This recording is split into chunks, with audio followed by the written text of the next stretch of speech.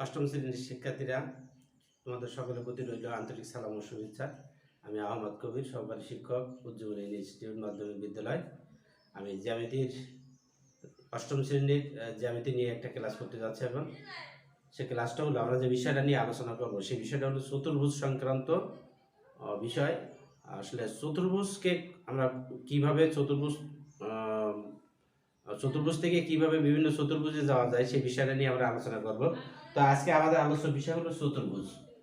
আজকে আলোচ্য বিষয় হলো চতুর্ভুজ। এই চতুর্ভুজ অর্থাৎ চতুর্ভুজ এখন আমাদের জানা দরকার, চতুর্ভুজ তাহলে কাকে বলে। চতুর শব্দের অর্থ হলো চার, আর ভুজ মানে বাহু, অর্থাৎ চারটে বাহু দ্বারা আবদ্ধ চিত্রকে চতুর্ভুজ বলে। আমরা চিত্রটা দেখি, চারটি বাহু যে কোনো ভাবে চারটে বাহু দ্বারা আবদ্ধ। এই চারটে বাহু দ্বারা যখনই আবদ্ধ হবে তখন এটাকে আমরা বলবো চতুর্ভুজ। এটাকে বলবো চতুর্ভুজ। যেমন এরকম যদি হয়, এটাও একটা চতুর্ভুজ। আর শর্ত হলো কি, শর্ত হলো এই চারটে বাহু, এই চারটে বাহুর যে চারটে কৌণিক বিন্দু, এই বিন্দুগুলো আবদ্ধ হওয়া লাগবে। যদি বিন্দুগুলো আবদ্ধ হয় তখন আমরা এটাকে চতুর্ভুজ বলবো। যাই হোক, আজকে আমরা এই চতুর্ভুজ কিভাবে বিভিন্ন চতুর্ভুজে যেতে পারে সেই বিষয়টা নিয়ে একটু আলোচনা করব।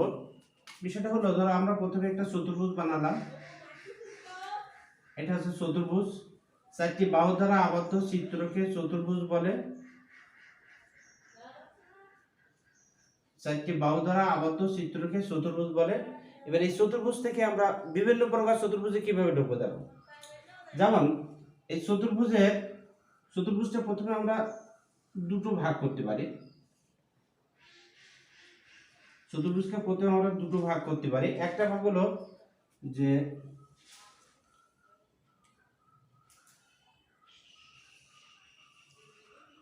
এটা হলো এক ধরনের চতুর্ভুজ,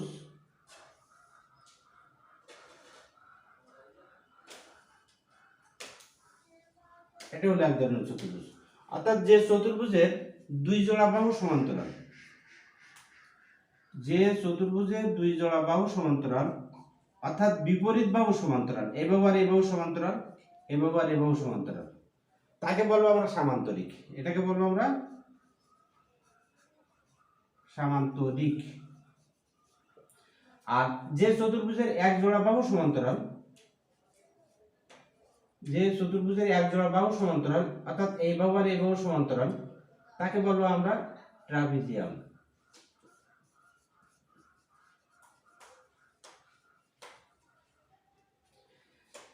শিক্ষার্থী বন্ধুরা, এখানে খেয়াল করলে বোঝা যাবে যে আমরা প্রথমে কি বলেছি, যে চারটি বাহু যখন আবদ্ধ হবে তখন সেটাকে আমরা বলবো চতুর্ভুজ। অর্থাৎ যে যার চারটি বাহু থাকবে সেটাকে চতুর্ভুজ বলবো, সেই হিসেবে এটাও একটা চতুর্ভুজ। তবে এই চতুর্ভুজ আর এই চতুর্ভুজের মধ্যে পার্থক্য হলো, এই চতুর্ভুজটার বিপরীত বাহুদ্বয় পরস্পর সমান্তরাল।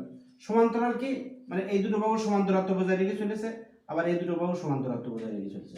সুতরাং এই দুজোড়া বাহু যখন সমান্তরালত্ব বজায় রেখে চলবে তখন এটাকে বলবো আমরা সামান্তরিক।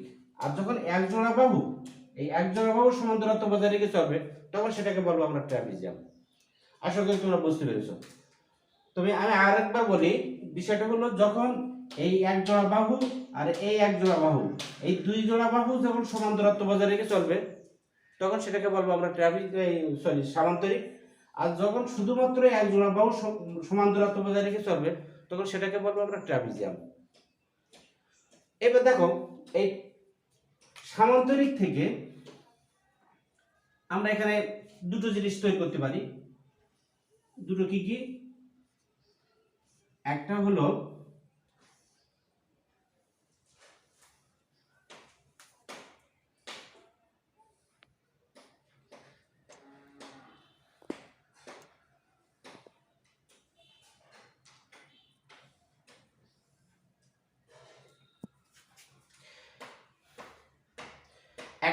আয়ত, অর্থাৎ যে সামান্তরিকের একটি কোণ সমকোণ তাই হলো আয়ত।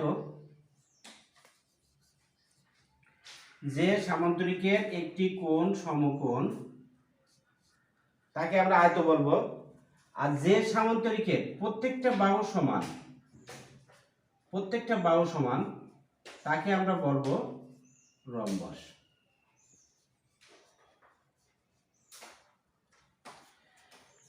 প্রথমে আমি আবার একটু বলা যায়, চতুর্ভুজ থেকে আমরা দুটো জিনিস তৈরি করতে পারবো। সেটা হলো যে চতুর্ভুজের দুই জোড়া বাহু সমান্তরাল অর্থাৎ বিপরীত বাহু দ্বয় পরস্পর সমান্তরাল তাই সামান্তরিক, এবং যে চতুর্ভুজের এক জোড়া বাহু সমান্তরাল সেটাকে বলবো আমরা ট্রাপিজিয়াম।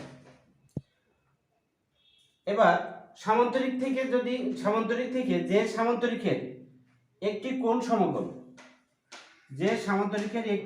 সমকোণ, তাকে আমরা বলবো আয়ত, এবং যে সামান্তরিকের প্রত্যেকটা বাহু সমান তাকে আমরা বলবো রম্বস। এবার দেখো, যদি নিচে জায়গা নেই আমি এটা একটু উপরে আঁকি।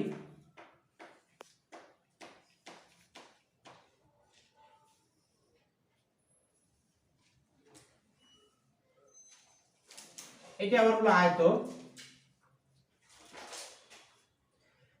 আয়ত, অর্থাৎ যে সামান্তরিকের একটি কোণ সমকোণ তাই হলো আয়ত। আমি এই চিত্রটা একটু এখানে নিয়ে গেছি। এই আয়ত থেকে দেখো,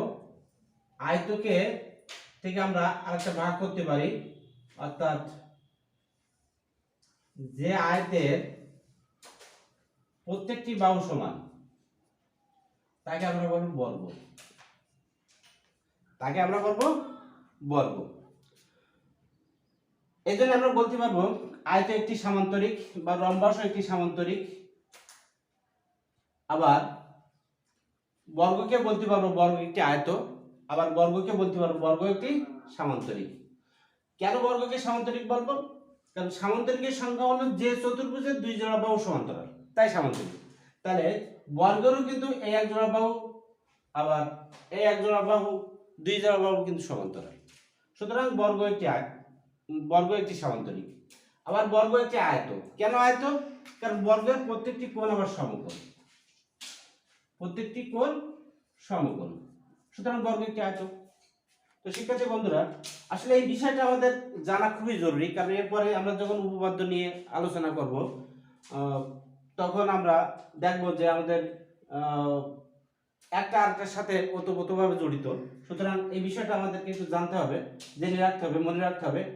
যে তাহলে আমরা প্রথম থেকে আবার একটু বলি যে চারটি বাহু দ্বারা আবদ্ধ চিত্রকে চতুর্ভুজ বলে। এবার চতুর্ভুজটাকে এখানে আমরা দুটো ক্যাটাগরি করেছি। একটা হলো যে চতুর্ভুজের দুই জোড়া বাহু সমান্তরাল তাকে বলেছি সামান্তরিক, যে চতুর্ভুজের এক জোড়া বাহু সমান্তরাল তাকে বলেছি ট্রাপিজিয়াম। এখানে দুই জোড়া বাহু বলতেছি কেন?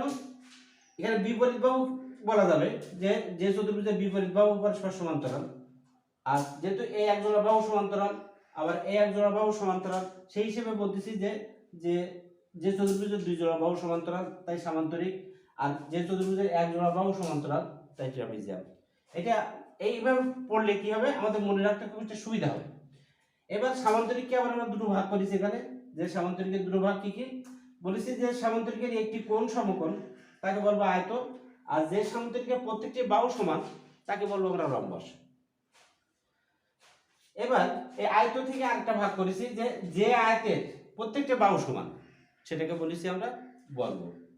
আমার মনে হয় এই চিত্রগুলো তোমরা সবাই বুঝতে পেরেছো। আর এই বিষয়টা যদি তোমাদের ভালো ধারণা থাকে তাহলে এর পরবর্তীতে যে উপপাদ্যগুলো আছে আমরা সেগুলো সহজে, মানে কম পরিশ্রমের ভিতরে, মানে খুব সহজে কিন্তু আমরা এগুলো প্রমাণ করতে পারবো বলে আমি আশা করি। তা তোমরা সবাই আশা করি আমার সাথে একমত হবে। তো আজ এই পর্যন্ত। তোমরা সবাই ভালো থাকো, সুস্থ থাকো, সুন্দর থাকো, এই কামনায়। আল্লাহ হাফেজ।